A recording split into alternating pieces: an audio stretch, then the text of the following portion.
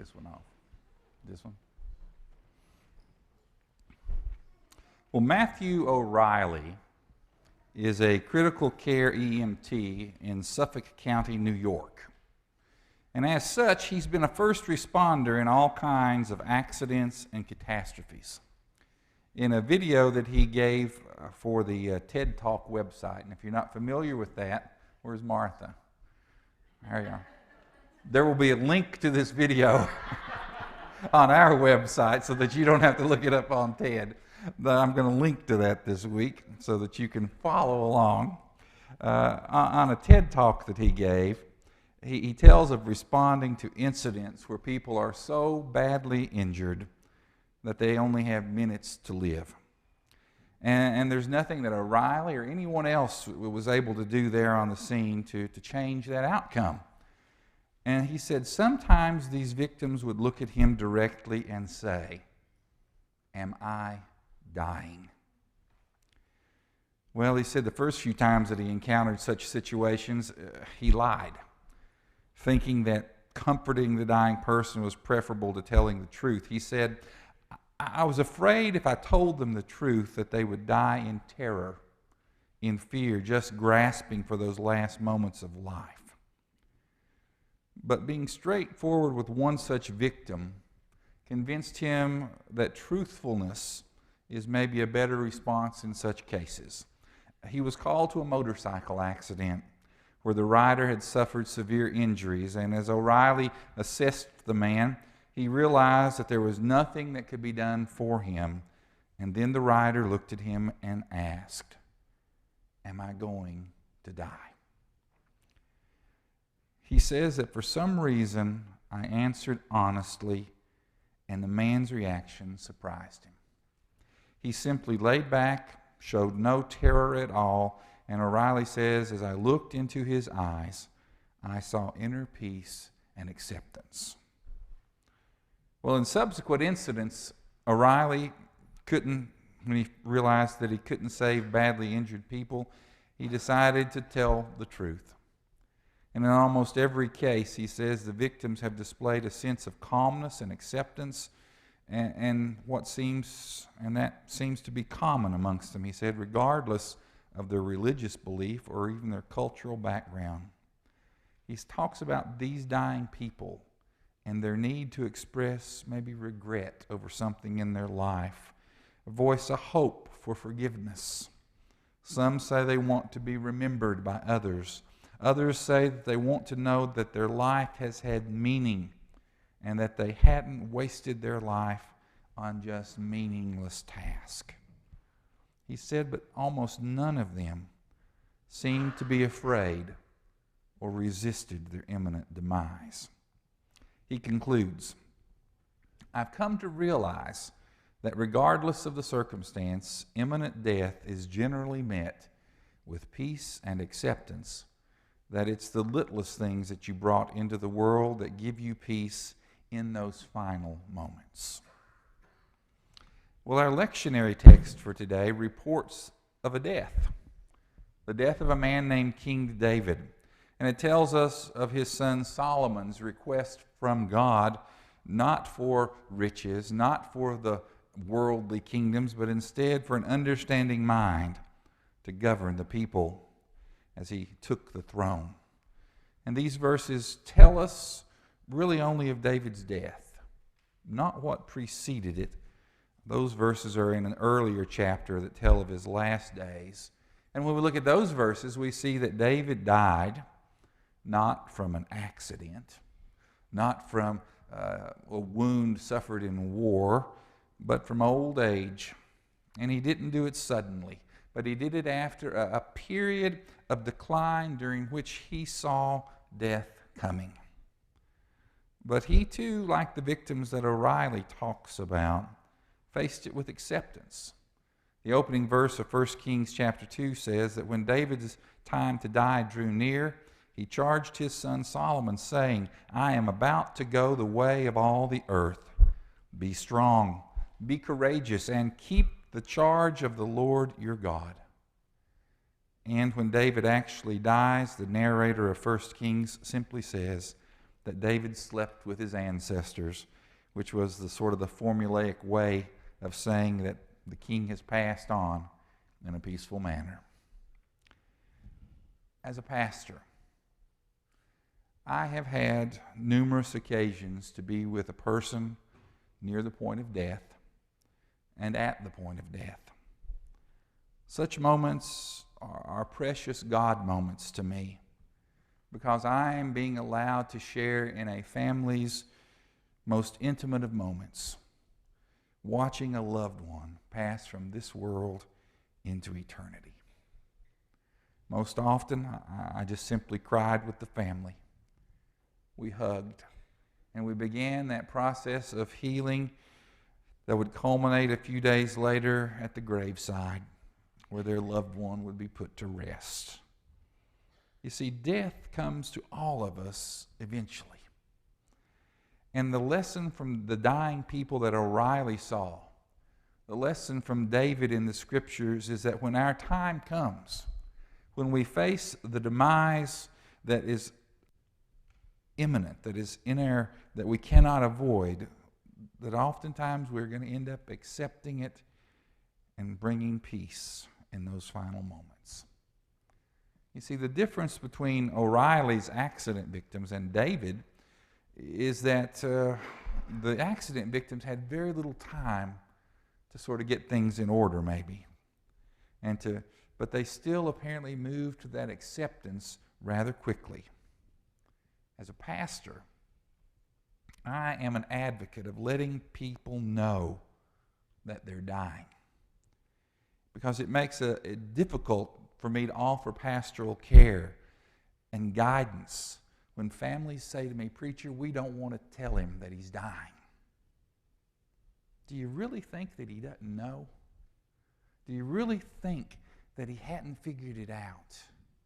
And yet you don't want to say, "I know you're dying." And you as the family don't want anybody else to say, "I know you're dying." Because suddenly, maybe it becomes too real. But there are too many times in my pastoral career where I've had to, I'll be honest, bite my tongue, because that's what the family wants. And you rob the person that's dying, I think, partly of the acceptance of what's coming his or her way, and you rob the pastoral caregivers of an opportunity to get into some of the deeper conversations that need to be held. You see, for people in circumstances like David, the processing likely went on for quite a while before he died. And according to a more modern person who you've heard before, Elizabeth Kubler-Ross, she studied the process of dying with grieving people, and she decided that there's a series of phases that we go through, not necessarily one after the other, but phases such as, we mourn for our impending death. We vacillate. We wander through the stages of denial and anger and bargaining and depression before hopefully we arrive at acceptance. Now, not everyone always arrives at acceptance, but that's the stages we typically go through. As a pastor, I need for all of us to understand that when it comes to thinking about death, whether it's our own or the death of a friend or a loved one, that we as Christians understand that death is not a slammed door, but rather it's an opened door that leads us into eternity with God. But if we're honest, we also know that the promise of heaven doesn't mean that we aren't going to worry about how things are going to shake out. After all, we're dying. All of us are. Some of us are a little closer than others, but none of us know when. But we're all in that process of dying. And since we die only once, the process of dying means that we're dealing with something that's unknown. And unknowns are often perceived, at least initially to most folks, as a threat.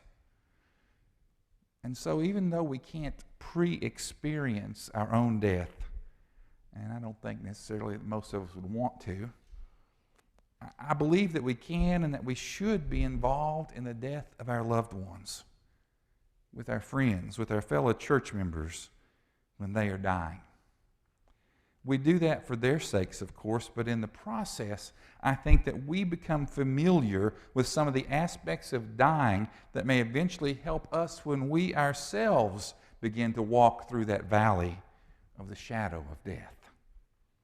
William Clements is a clinical supervisor in pastoral counseling at the Kleinbell Institute, and he's written a lot about caring for the dying. And although he was addressing clergy most often in terms of their providing pastoral care, what he says can apply to anyone, I think, that wants to be helpfully present with a dying friend, with a loved one. In such a case, Clements says that a principal task we face is to include the dying, not separate them as if they were different in some basic sense. He says that while we normally assume that there are some common themes and stages amongst those that are dying, he says it's best to enter into each relationship with a dying person with an open mind.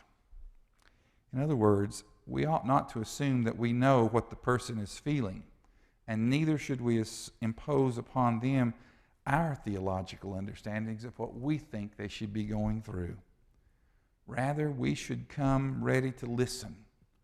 We should come ready to pay attention to the dying person, remembering that that person is a unique individual.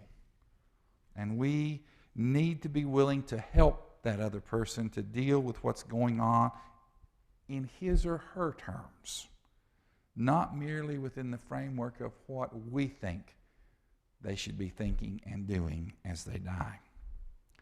Of course, when we're with someone that is dying, we're often reminded of our own mortality. And such an awareness has been described as an ego chill. That chill, in Clements' words, is a shivering up and down our emotional spine, because that chill makes us uncomfortable.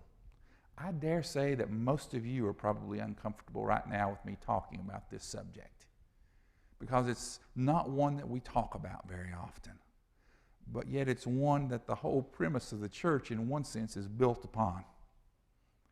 The death of Jesus, our faith in Him, and our ultimate death, and what happens to us because of our faith in Him. You see, even though it makes us uncomfortable, we need to be able to step beyond that uncomfortableness so that we can learn to be truly present with the one that we've come to visit with or the one that we've come to care for. Clement, in his studies, mentions 5 things with which the dying typically wrestle with, especially when they have some time to process what's happening to them. He says that these 5 realities exist independent of whatever stage they may be in. One of the things he says is that the dying are likely doing some very hard work. They are coping with pain. They are coping with discomfort that often comes with an illness. They're coping with the loss of strength, the loss of mobility in a lot of cases. There's an emotional impact that they are feeling, and that is difficult work. And we need to understand that they are working through those things. Second, the dying person is dealing with the unknown. You see, as our lives keep getting longer and longer, death has become a phenomenon most often associated with old age. Often it occurs in locations apart from the family home, hospitals, nursing homes. And so the dying person in our day and age, compared to say 100 or 150 years ago, has very few models they can look at on how to die. Clement says, where the unknown has been experienced in the past as threat, then the unknowns of dying will probably arouse fear until enough experience has been gained to lend predictability to the situation. In the old days, mom or dad or the grandmother or grandfather often died at home You know, they had the wake in the house. They buried them there in the family cemetery. Death was something very close and very personal. We in our society have removed death as far as possible for most of us. And in doing so, we have put up that boundary that says, I really don't want to learn about that. I really don't want to go there. I've seen this kind of thing in my own life as I watched my grandfather and my grandmother and my father die. You see, I was able to see that differently compared to the rest of the family. My family is one of those families that just doesn't like to cope with the emotions and the idea of death. I suppose it might be the numerous times that I've seen death as a minister that gave me a different perspective. You know, I didn't enjoy watching my loved ones die, but my approach to it was more calm and more rational than the rest of the family. I had more experience with death than they did, and I knew what to look for. I knew what to expect, and it didn't make it less painful, but it did allow me more peace and calm in the midst of what most of my family saw as a desperate situation. Thirdly, the dying may be experiencing loneliness. That's especially since they may be not in the same position they had to mix with people as when they were in good health. They may be bedridden. The dying, as the process advances, the time eventually comes when the person has, though, less need for interaction with others, but that's usually near the actual point of death. But up until that point, Clements says, learning how to cope with loneliness when one's usual mechanisms for coping are blocked can be a significant part of the dying process. And so your presence with someone that is dying as a visitor, as a friend, can help them to deal with their loneliness, their being cut off from the world they used to associate with, maybe even with their boredom, their social isolation. But you've got to be sensitive to the energy that is expended while you're there. In other words, don't be afraid to visit, to chat, or to reminisce with someone that's dying, but just don't overstay your welcome. Share that story. Let them know you still care for them. Let them know you remember those things, but don't be there all afternoon necessarily. Fourthly, the dying often may be feeling grief. And that's one thing after another begins to pile up as one thing after another that they used to enjoy doing. Suddenly they're not able to do anymore. The role they had in their relationships has to be given up. Sometimes even our care for our dying friends means that we have to allow them then to express their sadness. And we don't need to offer platitudes or stock answers. Well, it'll be all right. You'll be just fine. Don't try that. Sometimes the best thing that we can do is simply to be there and let them talk. We don't have to agree with them. We don't have to disagree with them. We don't have to try to change their mind. Sometimes all we need to do is listen and let them tell us what they are feeling. Silence on our part is not always seen as nothing to say, but can become a welcome friend when someone needs something to get something out that they might be holding in. Fifthly, the dying are going through the process of letting go. This can be among the more difficult aspects of dying because most of us have valued, maybe even overvalued, things like our independence. Letting go is not the same as giving up. But Clement says it's an active process of trust, an opening of the self to one's inability to control the future, an active giving over of the self to the care of one beyond human finitude. He suggests that it is a blessing of personal dependence on others for a while and on God then forever. You see, it's possible that any one of us could find ourselves suddenly with someone in the very throes of death. We may come upon an accident. We may have someone suddenly stricken near us. Our presence may be the only gift that we can give that person in those final moments. It's far more likely, though, that we will eventually have the opportunity to be beside someone that's dying over a much longer frame of time. And I believe that we can do that. We can be with those persons in their need, armed with our faith, but also with the knowledge that we don't have all the answers, and that we're just there, willing to walk with that person through that valley of the shadow of death. That we simply are there being a channel through which God can add His blessing and His grace to that dying friend or loved one's final days. I challenge you to be aware of those opportunities in which you can do that. Be there with those persons, those friends, those relatives that may be dying, and let your presence be known, and let your love be shared. And maybe, just maybe, they'll feel the love of God as well.